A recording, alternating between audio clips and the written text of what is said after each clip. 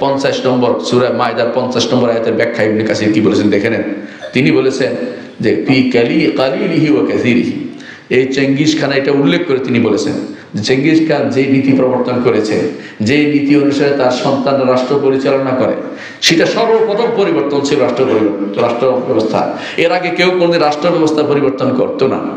শেখ হুসাইন ইবনে তাইমিয়া রাহমাতুল্লাহ আলাইহি যখন দেখা করতে গেছেন তাতারি সম্রাটের কাছে, তাতারি রাজার কাছে, তাকে ইসলামের দাওয়াত দিতে গেছেন, তখন সে বলল, এই যে দেখেন আমিও তো বিচার করি, আল্লাহর শরীয়ত আছে, অন্য শরীয়ত, আল্লাহর শরীয়ত আমার কাছে একটা অন্যতম উৎস, বিচারের অন্যতম উৎস।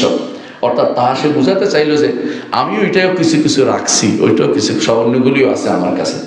তারপরে বলেছে যে আমার এখানেও দেখেন বিচারক আছে, আজান দেয়, নামাজ হয়, আমিও নামাজ পড়ি মাঝে মধ্যে।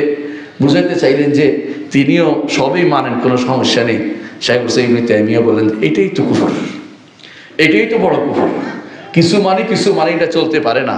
তখন তিনি সিরিয়ার সম্রাটকে বললেন, যে সিরিয়ার যে শাসক ছিলেন তাকে বললেন যে এদের বিরুদ্ধে যুদ্ধ করা আমাদের জন্য ফরজ, আপনি এবারে এগিয়ে যান, আপনার সাথে আমরা আছি। তিনি সাহস দিয়ে তখন সে সময়ের মামলুক শাসককে তিনি যুদ্ধের বিরুদ্ধে নামিয়েছিলেন। সেই যুদ্ধে মুসলিমরা জয়লাভ করেছিল। অথচ তাদের মধ্যে আজানদাতাও ছিলেন। এখন যদি আপনি এরকম আজানদাতা, নামাজ পড়ে, আল্লাহ শরীয়তে কিছু দেখে আপনি তো খুশি হয়ে যাবেন, বলে না না ওরা তো আল্লাহর একেবারে খাঁটি বান্দা। কিন্তু খাঁটি বান্দা হওয়ার সুযোগ নেই, কারণ আল্লাহর বিধান ছোট বড় সব জায়গায় মানতে হবে।